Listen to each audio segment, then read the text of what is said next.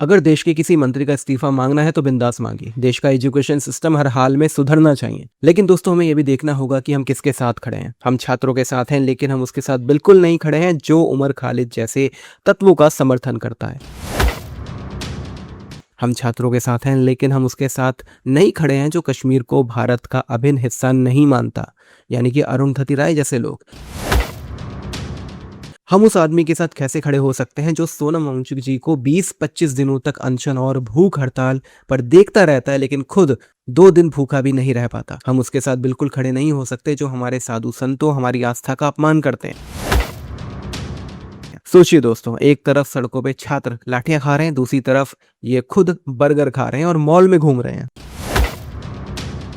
हम छात्रों और उनके परिवारों के दर्द को समझते हैं, लेकिन उन छात्रों की तस्वीरों के सामने मंच पर भद्दे प्रदर्शन किए जाएं, मंच पर नाचा जाए, जब मंच में माता सीता और भगवान राम का मजाक उड़ाया जा रहा हो और ये लोग तालियां बजा रहे हो, तो क्या देश इनके साथ खड़ा होगा? बिल्कुल भी नहीं।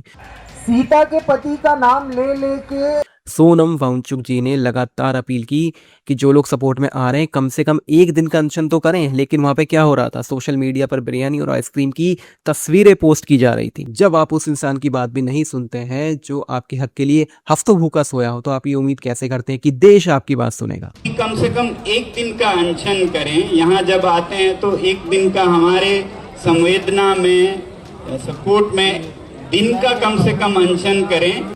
यही वजह है कि आज पूरा देश मासूम छात्रों के साथ तो है, लेकिन इन खुदगर्ज लोगों के साथ, ये सो कॉल्ड जो क्रांतिकारी है, इनके साथ बिल्कुल भी नहीं है।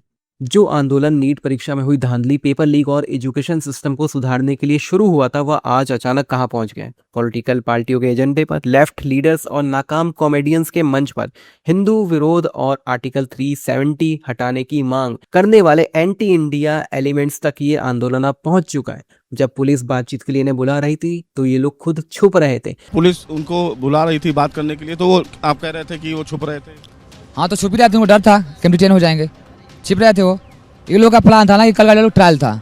छात्रों से मेरी हाथ जोड़ के विनती है कि प्लीज अपना हीरो सोच समझ के चुनिए। आप कैसे लोगों को अपना हीरो बना रहे हैं? अगर किसी मासूम स्टूडेंट पर एक भी गलत केस दर्ज हो गया तो आपकी पूरी जिंदगी, आपका पूरा कैरियर दांव पे लग जाएगा, वो पूरी तरह से खराब हो जाएगा। और ये जो नेता बन रहे हैं, जो बर्गर खा रहे हैं, रील्स बना रहे हैं और बयानबाजी कर रहे हैं, ये आराम से सबसे बाहर निकल जाएंगे, इनके खिलाफ कुछ नहीं हो जाएगा। इसलिए सोच समझ के कदम उठाइए। पत्थर उठाना सोल्यूशन बिल्कुल भी नहीं है। मैंने पहले भी पेपर लीक्स के मुद्दे पे कई वीडियोस बनाए हैं। मैं लगातार इस चीज़ का समर्थन कर रहा था कि भाई धर्मेंद्र प्रधान का इस्तीफा होना चाहिए, एजुकेशन सिस्टम सुधरना चाहिए और ये जो पेपर लीक हुआ ऐसी घटनाएं दोबारा ना हो। लेकिन इसका मतलब ये नहीं है कि हम ये बोले कि भाई देश को नेपाल और बांग्लादेश बना देंगे। तो शुरू हुआ है नरेंद्र मोदी, अभी ये तमाशा शुरू हुआ है, अभी ये खेल शुरू हुआ है और इस जज्बे का आंदोलन को, इस जज्बे का अंदाजा तुमको अभी नजर आ रहा हो। ये अभी पिक्चर बाकी है और इस पिक्चर का जब तुमको अंदाजा होगा तो तुम भी वो बांग्लादेशी की तरह या किसी और मुल्क की तरह असाइलम लेके कहीं और भाग जाओगे। अब ये जो पूरा आंदोलन है, ये पूरी तरह से एक पेड प्रोटेस्ट बन चुका है। इसमें जिहादी तत्व घुस चुके हैं, एंटी इंडिया एलिमेंट्स घुस चुके हैं। इसलिए बहुत ही सोच समझ के कमेंट कीजिए। मैं बाकी यूट्यूबर्स और मीडिया से भी अपील करूंगा कि भाई थोड़ी रीड दिखाओ, सिर्फ अपने सब्सक्राइबर और व्यूज के लिए सेलेक्टिव रिपोर्टिंग मत कीजिए, जनता को सच बताइए। पिछले कई दिनों से मैं ऐसे सोशल मीडिया इन्फ्लुएंसर को देख रहा हूं जो सडनली अपने विषय से भटककर इसके समर्थन में वीडियो बनाना जिन्होंने शुरू कर दिया। सोशल मीडिया पर ऐसी बहुत सी खबरें आ रही कि भाई इनको पैसा मिल रहा है कि एक रील के लिए 50-60 हज़ार रुपये मिल रहे हैं, लेकिन ये ठीक नहीं है। ये आप अपनी व्यूअर्स को धोखा दे रहे हो। इसलिए आप ईमानदारी की बात कीजिए। कल जब राहुल गांधी और प्रियंका वाड्रा छात्रों की मांग को लेकर पहुंचे तो आम आदमी पार्टी की तरफ से भी तुरंत आरोप लगने लगे। उन्होंने कहा कि भाई कांग्रेस ने तो उनका प्रोटेस्ट हाईजैक कर लिया है। अब देखिए इनकी सच्चाई। ये छात्रों के भविष्य की चिंता इनको नहीं है, लेकिन बस इस बात की चिंता है कि भाई क्रेडिट किसको मिलेगा। और इसमें विरोधाभास तो देखिए, प्रियंका वाड्रा जो कि खुद ये स्वीकार कर चुकी हैं कि राजस्थान में उनकी सरकार के दौरान पेपर लीक हुए थे। यानी समस्या ये हर जगह है, कोई एक पार्टी या एक मिनिस्टर की ये बात नहीं है।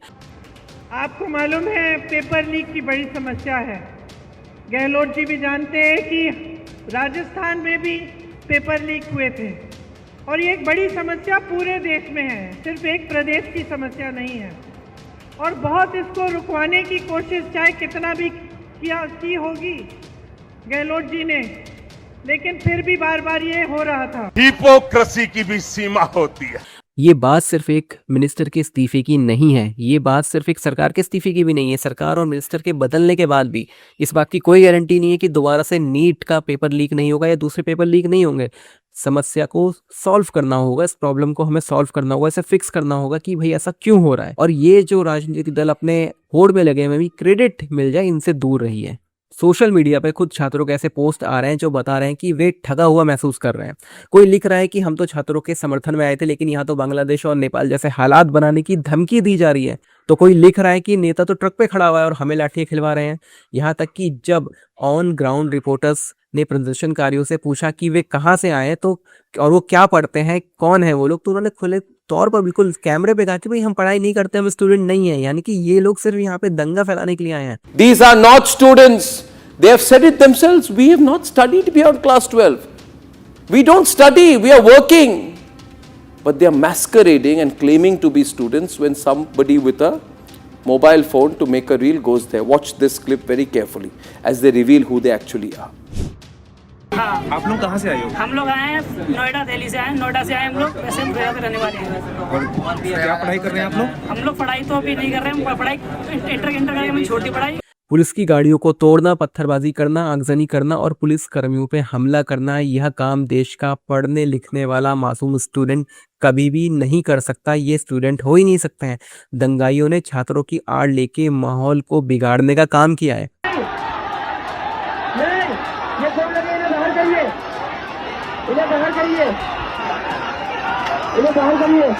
दोस्तों, असली मुद्दा पेपर लीक का है। हाल ही में सुप्रीम कोर्ट ने इस मुद्दे पे गंभीर सुनवाई की है। वरिष्ठ वकील अश्वनी उपाध्याय जी ने भी कोर्ट में अपनी टिप्पणियों को रखा है, कोर्ट के सामने अपनी बात रखी है, जो कि आंखें खोलने वाली है। आइए उन्हीं का बयान सुनते हैं। पेपर लीक के मामले पर आज माननीय सुप्रीम कोर्ट में सुनवाई हुई है। मैंने माननीय सुप्रीम कोर्ट को यही कहा है कि पिछले 10 वर्षों में 25 बार पेपर लीक हो चुका है और अब तक लगभग 2.5 करोड़ लोग इससे प्रभावित हो चुके हैं।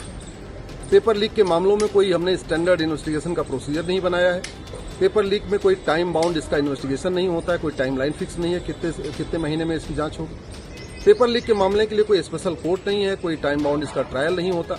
पेपर लीक के मामलों में जो पेपर लीक से पैसा जनरेट होता है उसकी कोई जांच नहीं होती है और केवल प्यादों को पकड़ा जाता है जो पेपर बांट रहे होते हैं। इसके पूरे नेक्सस को नहीं पकड़ा जाता, पेपर लीक के मास्टरमाइंड को नहीं पकड़ा जाता है।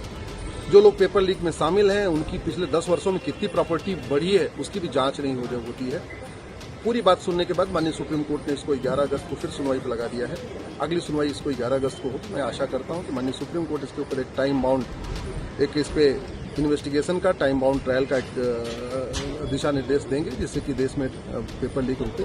बहुत सारे छात्र आत्महत्या कर चुके हैं। बहुत सारे लोगों की जो नौकरियों के लिए अप्लाई करते हैं ओवर एज हो जाते हैं, वो डिप्रेशन में चले जाते हैं, एंजाइटी में चले जाते हैं। बहुत सारी आत्महत्या की घटनाएं भी इससे हुई हैं पेपर लीक के कारण। तो ये हमारे लिए बहुत ही जघन्य अपराध है पेपर लीक। दुर्भाग्यवश हमने इसको जघन्य अपराध डिक्लेयर नहीं किया है। मैं आशा करता हूं कि इसके ऊपर सरकार भी सकारात्मक कदम उठाएगी और बहुत जल्दी पेपर लीक को जघन्य अपराध घोषित किया जाएगा। 100% प्रॉपर्टी जब्त करने का भी प्रावधान बनेगा और इनको आजीवन कारावास भी मिलेगा। बिल्कुल दोस्तों, चीजें होनी चाहिए। पेपर लीक को गंभीर और गैर जमानती अपराध घोषित किया जाए। जांच और ट्रायल के लिए सख्त सीमा टाइमलाइन होनी चाहिए। पेपर लीक रैकेट से जुड़े लोगों की 100% संपत्तियां जब्त की जाएं और दोषियों को आजीवन कारावास जैसी सख्त कार्रवाई का प्रावधान होना चाहिए। हम लोग इसका समर्थन करते हैं, लेकिन हम दंगों का समर्थन बिल्कुल भी नहीं कर सकते। हम हिंसा का समर्थन बिल्कुल नहीं कर सकते। कई ऐसे वीडियोस वायरल हो रहे हैं सोशल मीडिया में, जहाँ छात्रों के नाम पे जो दंगाई हैं वो पुलिस पे हमला कर रहे हैं, पुलिस कर्मियों को मार रहे हैं, पे हमले कर रहे हैं, सीआरपीएफ के जवानों पे हमले कर रहे हैं और ये छात्र नहीं है। इस तरह की हिंसा का समर्थन नहीं किया जा सकता है। दोस्तों, मैं फिर कहूंगा कि एक मिनिस्टर के रिजाइन से कुछ भी चेंज नहीं होगा। जब तक हम इस सिस्टम को नहीं बदलेंगे ये प्रॉब्लम सॉल्व नहीं होगी। छात्रों के सपनों के साथ खिलवाड़ करने वाले माफिया पे जब तक बुलडोजर नहीं चलेगा, कानून का चाबुक नहीं चलेगा, बीमारी खत्म नहीं होने वाली। इसलिए दोस्तों, मेरी आप सभी स्टूडेंट से अपील है कि अपने सही और सच्चे गाइड को चुनिए। सोनम वांगचुक का मैं समर्थन करता हूं, लेकिन ये भी सच है कि उन पे भी बहुत सारी कंट्रोवर्सी है। उनके बारे में भी कहा जाता है कि जो उनकी संस्था है, जो कि कोई कॉलेज चला रही थी, डीम्ड यूनिवर्सिटी चला रही थी, जिसमें के पास मान्यता नहीं थी, उन्होंने छात्रों से फीस तो ली, लेकिन उनके डॉक्यूमेंट, उनकी डिग्रियां, उनके सर्टिफिकेट उनको नहीं दिया और जो मिले हैं क्योंकि मान्यता ही नहीं है तो उसका कोई मतलब नहीं है। तो यहाँ पे बहुत ज़्यादा कंट्रोवर्सी है। पेड प्रमोशन या पेड प्रोटेस्ट ये लगता है, इसलिए सोच समझ के इसका समर्थन कीजिए और कुछ भी ऐसा मत कीजिए जिससे आपका भविष्य खराब हो। अगर एक भी FIR ऐसी हुई तो आपके पूरे भविष्य में एक दाग लग जाएगा। दोस्तों अपना ध्यान रखिए, ऐसे लोगों से दूर रहिए जो आपके कंधों पे रख के अपनी बंदूक चलाना चाहते हैं। इसलिए सोच समझ के अपने गाइड को सुनिए।